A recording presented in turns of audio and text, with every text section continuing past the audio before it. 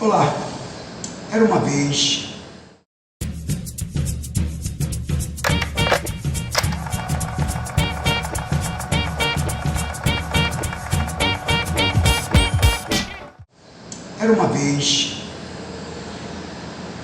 um rapaz que nasce no interior da Bahia, na cidade de Mairi, uma pequena cidade, e que filho de um homem da terra, um homem que sempre gostou de lidar com a terra, e que aos 12 anos começa a tocar viola. Viola sem ser uma viola, ou seja, um violão com afinação de uma viola.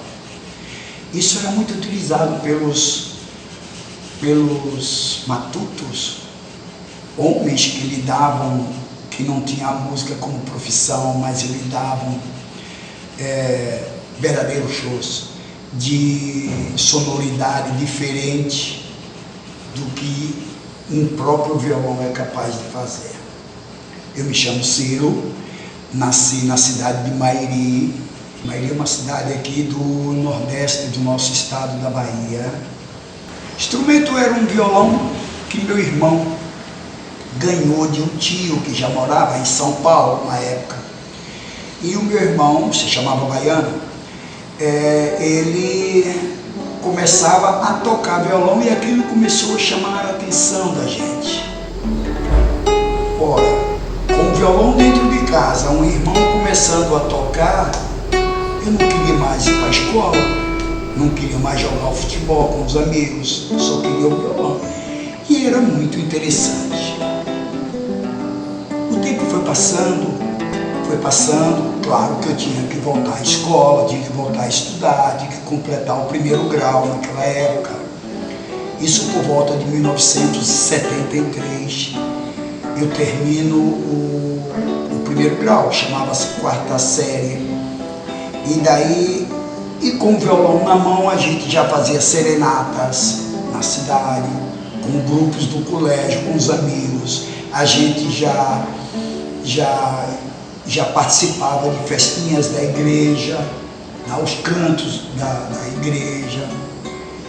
E aí completa 15 anos, 16 anos, no interior, participei muito de pequenos festivais, participei de muito do futebol, da vida ativa da cidade, da vida esportiva sobretudo. E quando eu completo lá 17 anos, eu já tinha um irmão, Fred, que morava na cidade de São Paulo. Tudo naquela época era muito difícil no interior. No nosso interior, ou você teria que vir para a capital, Salvador, muito procurada, depois de Salvador era Recife, mas como eu já tinha uma influência do irmão que morava em São Paulo, eu resolvi acompanhá-lo, não é? E fui morar por lá. Em São Paulo tinha meu irmão, Fred, e também o meu tio Betinho. Betinho era um grande incentivador da cultura, era um cara muito forte em termos culturais, intelectual. Tocava um violão também muito bonito, muita valsa, muita coisa da época. Em São Paulo fiquei por mais ou menos 8 anos. E nesses 8 anos, os primeiros meses foram difíceis. E era aí uma vez um rapaz caminhando na Avenida São João à busca de emprego. Emprego numa cidade de aproximadamente 6 milhões naquela época, era uma luta já. Você vindo do interior, você não tinha nenhuma preparação psicológica, talvez até preparado, porque o nosso ensino público aqui no interior da Bahia não era dos piores, vamos dizer assim. Mas a nível de você competir numa cidade como São Paulo, convenhamos que as dificuldades eram bem maiores. Cheguei em Sampa, com um violãozinho, tocando assim para os amigos. Comecei a trabalhar numa papelaria, ali próximo na rua 24 de Maio, próximo à Praça da República, no centro da capital paulista, quando aparece um incêndio lá num prédio chamado Joelma. Aquilo foi assustador.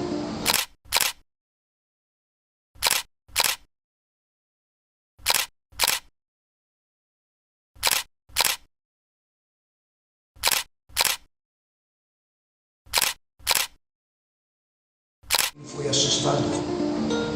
Imagine você, numa cidade do interior, chegar numa cidade como São Paulo e logo 6 meses, algo assim, você olhar aqui num prédio de 30 andares pegando fogo, com as pessoas se jogando lá. Era uma situação.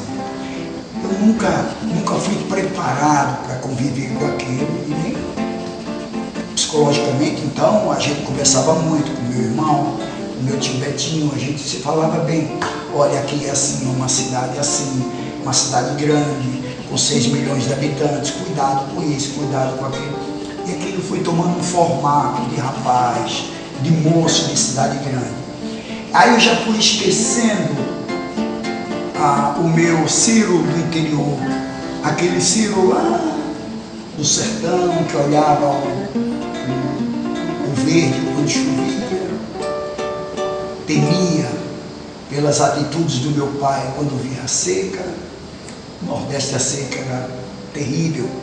Hoje está melhor, né? Mas naquela época era uma coisa assim. Você notava o comportamento dos animais. Do meu pai, sobretudo, era um cara que vivia no campo. Então, aquele Ciro de São Paulo, ele começava a mudar, ele começava a tomar um rumo, já de cidade grande, ali era outra realidade, é aqui que eu estou.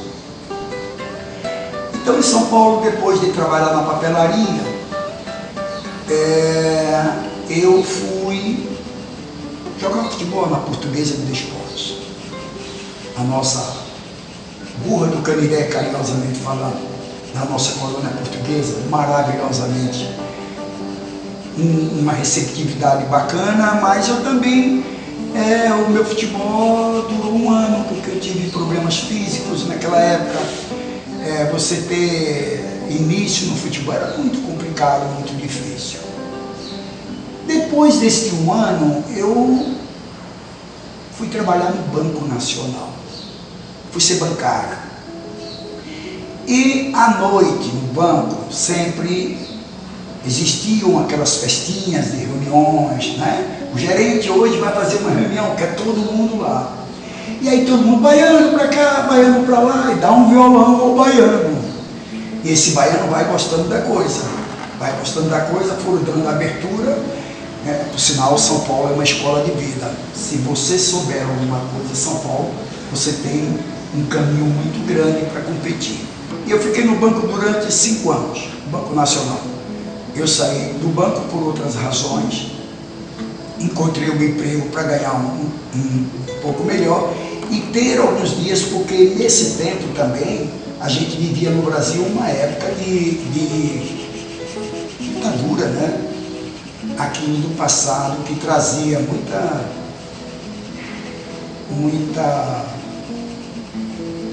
reflexão em tudo que você fazia, indo nas ruas à noite, por exemplo. E eu que sonhava com o violão nas costas, ia no Largo Santa Cecília, ia à Rua Maralgel, ia no Bexiga, procurar um lugarzinho para dar uma canja, era tudo complicado, porque você tinha que estar sempre com a carteira profissional no bolso, você tinha que estar sempre preparado para chegar uma viatura e dizer, você, epa, vem cá. E isso era complicado, não é? Mas adaptava-se, claro. E aí eu fiquei tocando na noite durante os 3 anos em São Paulo. Em São Paulo eu já começava a tocar muita música do Nordeste. E eu lembrava da sonorização da viola de Joaquim Rodo lá no Bom Sucesso, lá de onde nós tínhamos a nossa terrinha, e daquela sonoridade diferente que não tinha na noite paulistana. Olha aí eu fui tocar música de Alceu, por exemplo, Coração Bobo, eu fui tocar uma Chula de Reis, não é? E essa chula de reis eu fazia exatamente essa sonorização do instrumento, que era a sonorização de viola de 7 cordas. E aí eu comecei a ganhar corpo, fui trabalhar com vendas e vendas de consórcio. Então eu tinha muito conhecimento, passei a ter muito conhecimento com pessoas da música, com pessoas da poesia, e aquilo foi me encantando. Quando, na realidade, em 81, eu fui, entre aspas, né, claro, convidado a sair do Brasil, em 81. Não que eu não tinha nada contra o sistema, mas o sistema tinha contra a sociedade. Então você tinha que andar na rua de acordo com o sistema. Você não podia ser livre, um jovem livre, criar o cabelo, com violão. Não era para você ter aquilo. Você tinha, mas não tinha.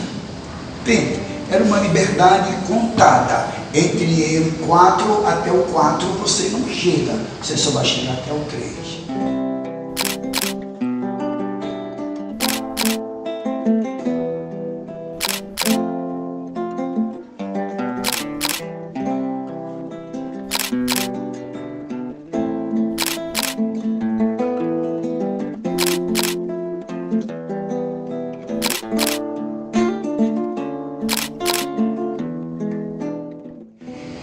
Meu tio Betinho, que também chegou a trabalhar para o governo brasileiro no México, me disse: por que você não vai à pátria mãe?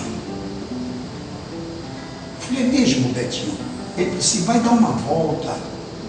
Eu desconfio, claro, que era uma vez um rapaz livre como um passarinho.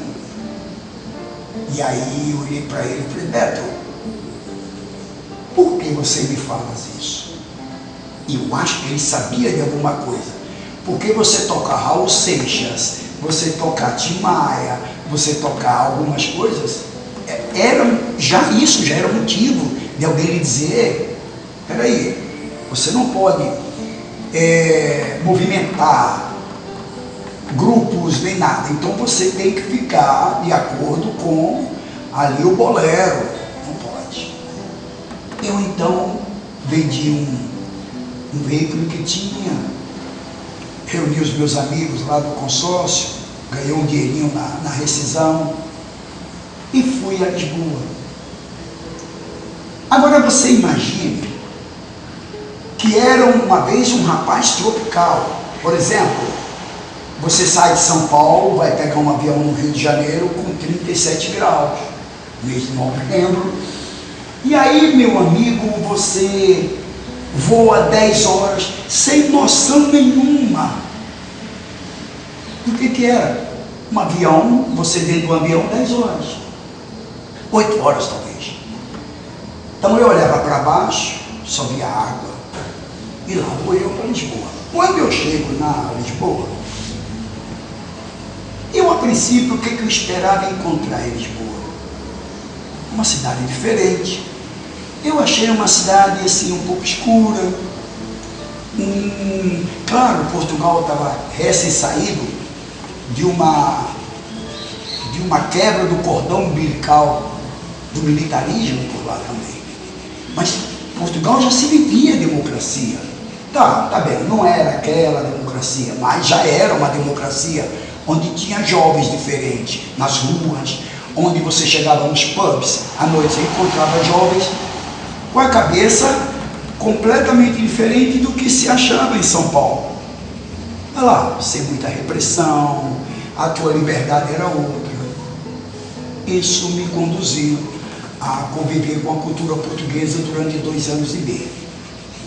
Foram anos maravilhosos. No início foi difícil porque teve o frio, tinha problema de dinheiro, porque para sair do Brasil naquela época você só poderia sair com $100. E eu imaginei que $100 era dinheiro lá em Portugal. E já não era tanto dinheiro, me parece que era 400 contos, 500 contos. E não é que eu fui para um hotel, eu não deveria ir para um hotel. Ora, mas o Patrício português lá em São Paulo me disse: tu vais a Lisboa e tem um hotel chamado Dom Afonso Henriques. Ora, mas como que eu tinha... Era uma vez um rapaz livre.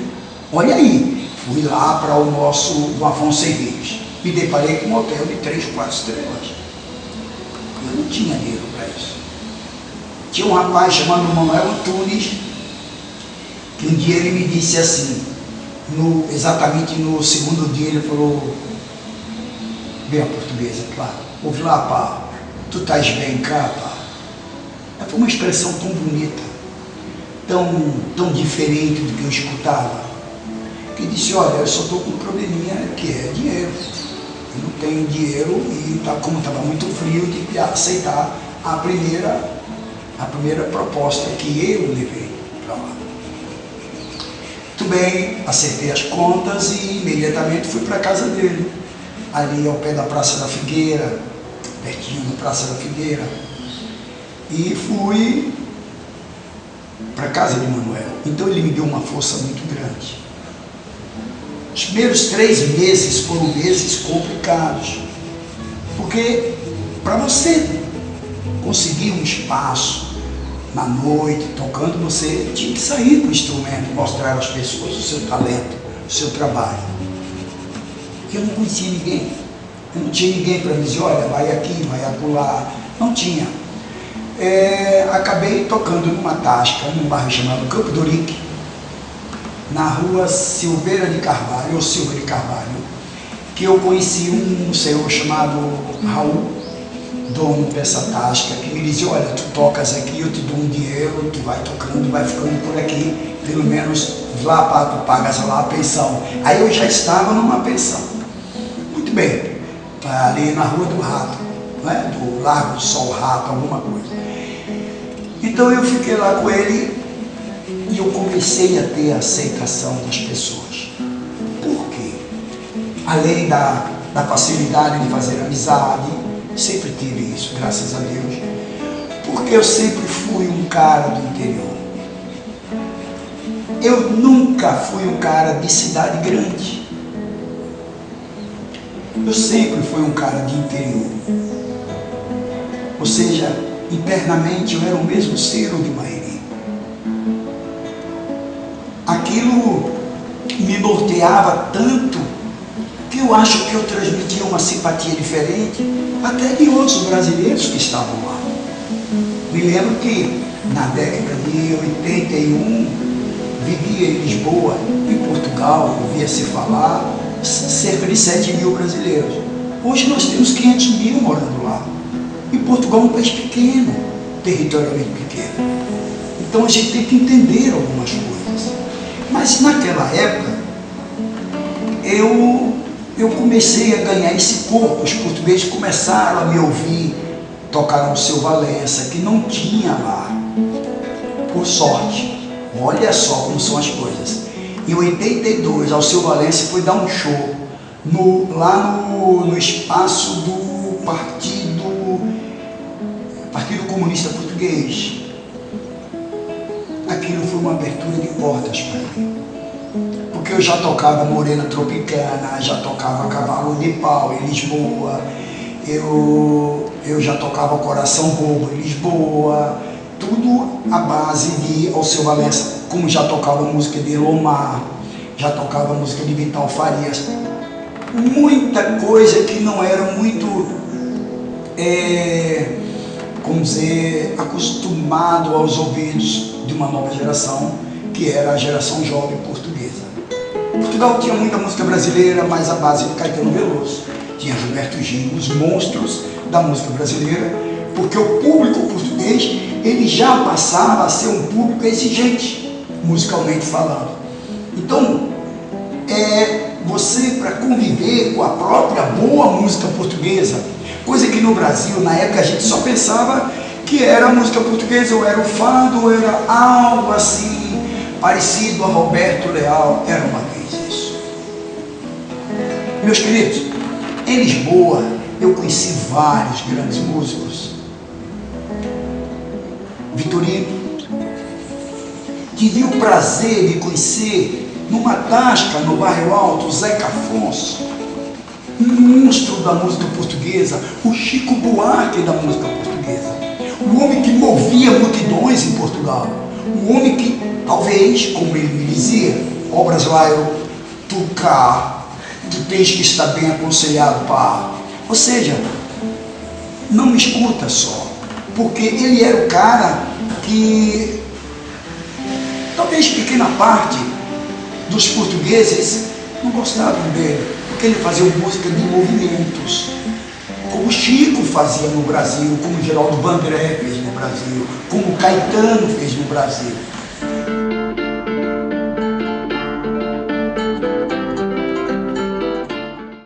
Então ele era, assim, a meu ver, o crânio do pensar a música portuguesa, a música para o povo. Vejam bem, que não há só gaivotas na terra. É uma coisa de... É um poema voltado para a luta do campo, do homem que vai, que diz aos seus governantes, nós não queremos somente isso. E aí, Lisboa começa a me dar a oportunidade.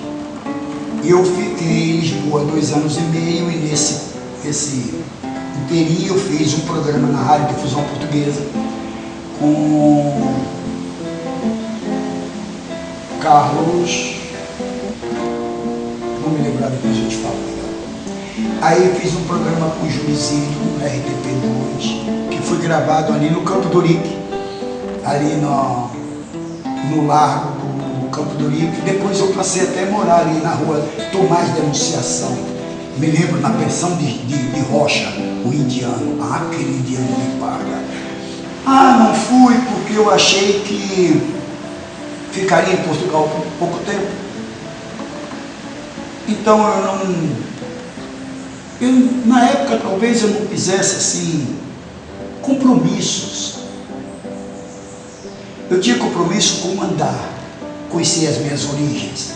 Eu fui ao norte português, fui a Braga, fui a Minho, eu fui a Ericeira, já perto do mar, fui a Peniche, que está uma caldeirada em Peniche.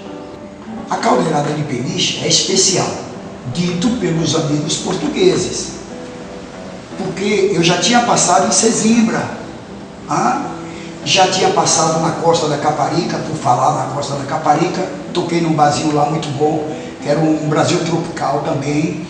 Era um reduto muito de brasileiros, Costa da Caparica, jogadores de futebol. Aliás, eu, benfiquense, claro, encarnado, eu conheci Dudu, que jogava no Belenenses, Nivaldo, que jogava no meu Benfica, Valdo, que jogava no Benfica. Então, todas as segundas, a gente se encontrava lá em Ericeira, na casa de Nivaldo, para tomar os copos. Era um vinhozinho regado à música brasileira. Nivaldo pernambucano, Dudu carioca, mas era só segundas-feiras, porque terça eles tinham um compromisso com os clubes. Então, fiz boas amizades em Lisboa. Tenho bons amigos. Eu tenho uma saudade de Lisboa que posso dizer a você, tenho 40 anos que não volto a Lisboa. Deve estar moderníssima, com a entrada na comunidade europeia, com os investimentos bem feitos. A sociedade portuguesa mudou muito. Então eu tinha muita vontade de voltar um dia a Lisboa. De Lisboa, eu fui para Marbella, na Espanha. Marbella, já naquela época, já tinha algumas coisas bem diferentes do que já se tinha em Portugal. A Espanha já era um país. Eu acho que um pouco em questão de liberdade, por exemplo, a droga, a maconha, no caso, como eles fumam lá, chamava haxixe. Eu já vi o jovem fumar na praia lá. Nunca me apeteceu, nunca me chamou a atenção. Eu sempre gostei do vinho. Um dão português, o almoço lá no Largo da Graça, aquele cherne grelhado com o dão. Aí realmente eu ia fundo. Então em Marbella eu toquei num hotel chamado Los Monteiros, na entrada de Marbella. Fiquei tocando 6 meses, que foi uma festa lá de primeiro de ano. Eu reuni os brasileiros que tocaram comigo em Lisboa, no bar da Favela, lá na Calçada da Ajuda. Depois com o Tramagal. Tramagal tocava num bar chamado Pé Sujo, em Lisboa. Tramagal e Hugo. Era uma dupla que fazia muito sucesso em Lisboa, brasileiro. Não é? E eles tinham muito público lá em Lisboa. Eduardo, então, Kiango, o angolano, tocava percussão. Nós passamos um tempo bom juntos. Eu sei que depois de Marbella eu voltei a Lisboa e de Lisboa retornei a Marbella no mês de junho. Daí eu não voltei mais a Lisboa. Daí eu tive um convite para ir a Granada fazer voz e violão num bar, só de música nordestina. Então tinha um hino chamado Asa Branca, não é? Asa Branca.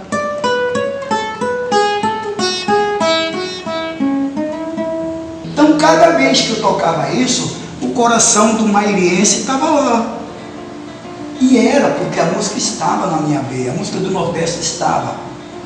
Não adianta, ela sempre esteve. Né? Então, fui a Granada. A Granada eu fiquei mais ou menos 4 meses. Fui a Madrid. Em Madrid trabalhei num bar chamado Oba Oba, de um espanhol que inclusive morou na Bahia durante o tempo. E abri um bar. O Oba Oba é ali perto da Praça da Espanha, Gran Via, a segunda rua à direita, me parece. Depois fiquei na Espanha, mas eu tinha saudade de Lisboa. O coração estava em Lisboa. O coração do brasileiro e o coração do outro brasileiro.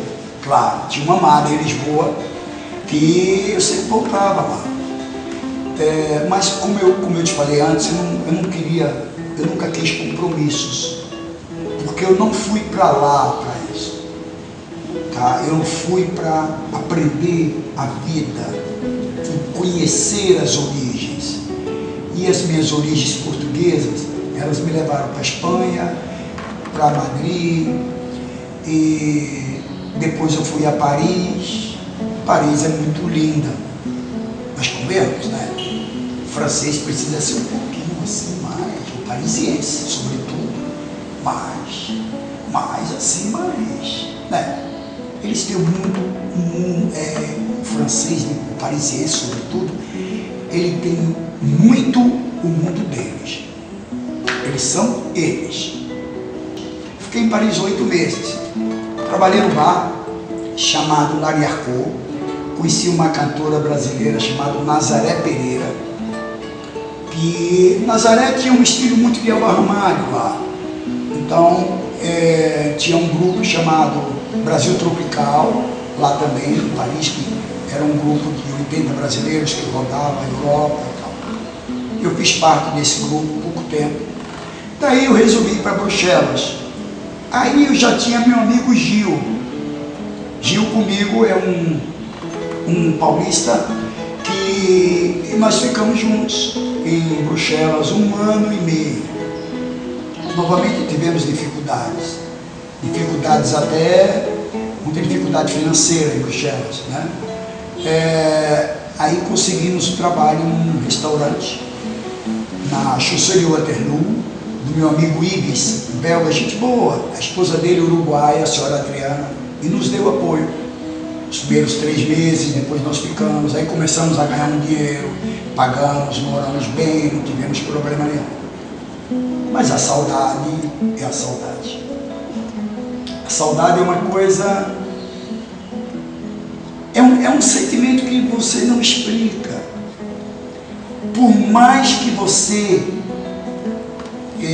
estivesse bem, no meu caso, não é o mundo de hoje que você tem o WhatsApp, você tem a internet, você fala, olha eu estou aqui, olha a minha foto. Não era esse o mundo lá, não tinha nada.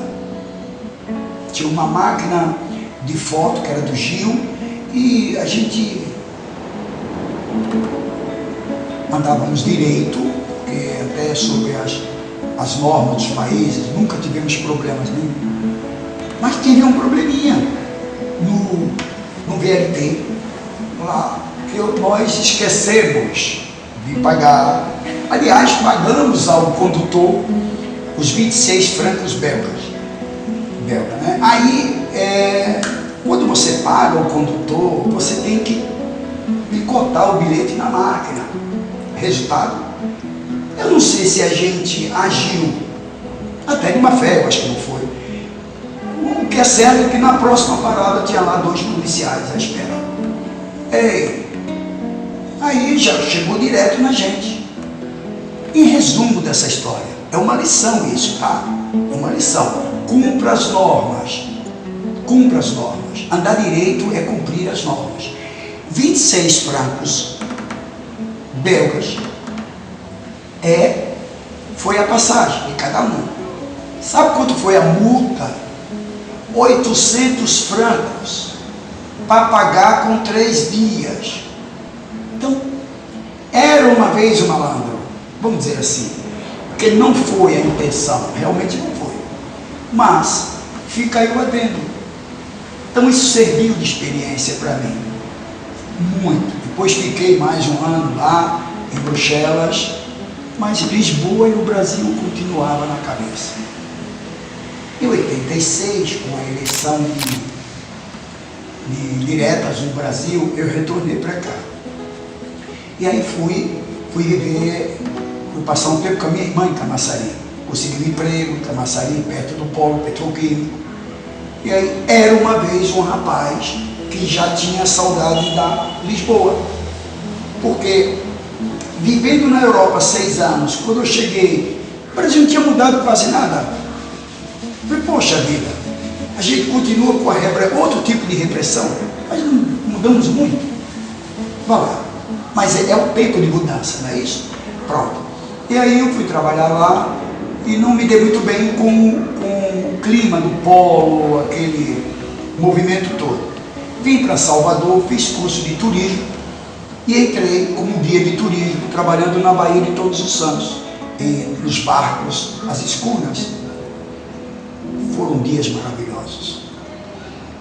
Hoje eu tenho uma coisa... Era uma vez um europeu, hoje é um baiano, soteropolitano, amante da Baía de Todos os Santos. Essa Bahia é uma coisa de louco. Depois de 35 anos no turismo, o turismo me ensinou muito conviver com as pessoas. Um grupo a cada dia, um colega a cada dia, um marinheiro a cada dia, uma maré a cada dia, um vento a cada dia. A chuva que vem dali, o mar que vai assoprar aqui, o barco que tem que desviar para ali e cuidar das pessoas. O Brasil é um país bonito. O Brasil tem... A gente não tem uma raça.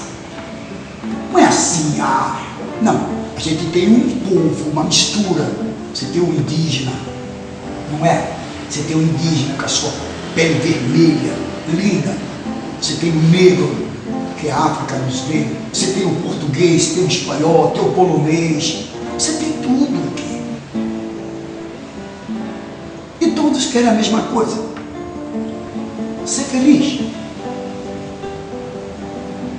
Então, a gente não pode ficar arquitetando o que era uma vez uma democracia. Não, pelo amor de Deus, a democracia é para ficar, existe.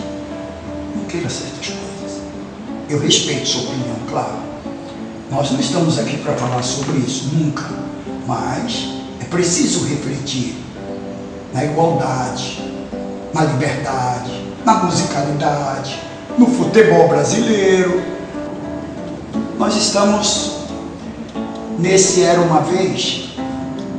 Obrigado pela oportunidade de estar aqui. Estou feliz. Obrigado a você. Espalha isso para todo mundo.